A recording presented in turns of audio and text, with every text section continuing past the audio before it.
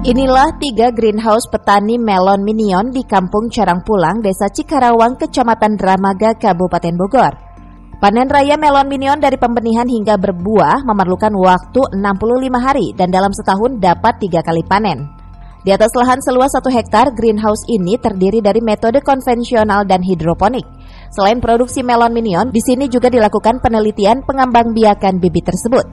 Melon minion berbeda dengan jenis melon lainnya. Meski bentuknya kecil dan memiliki berat berkisar 1,5 kg, buah melon jenis ini memiliki tekstur luar bergaris dan rasanya sangat manis. Petani Cikarawang tersebut menciptakan dan memproduksi melon minion pertama kalinya di wilayah Bogor, meskipun terkendala cuaca dan hama penyakit.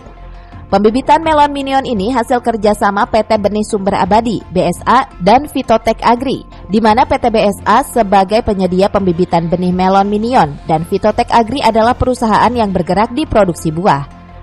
Di sini kami bekerja sama dengan antara PT Fitotek Agri dengan Benih Sumber Andalan, di mana Benih Sumber Andalan ini adalah penyedia benih minion dan Fitotek Agri adalah perusahaan yang bergerak di produksi buah.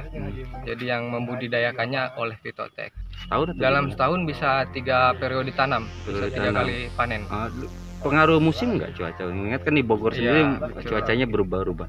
Untuk cuaca itu sebetulnya kalau untuk melon dia optimalnya di dataran rendah dengan suhu yang panas. Nah, kesulitannya di sini di mana Bogor itu adalah kota hujan dengan tingkat kelembabannya yang tinggi. Jadi itu sih kesulitan. Berarti minion produk Cikarawang asli, tidak ada yang punya? Iya, asli dari Cikarawang yang diproduksi oleh Benih Sumber Andalan. Selain rasanya yang manis lebih dari melon-melon biasa, ada khasiat lain melon minion?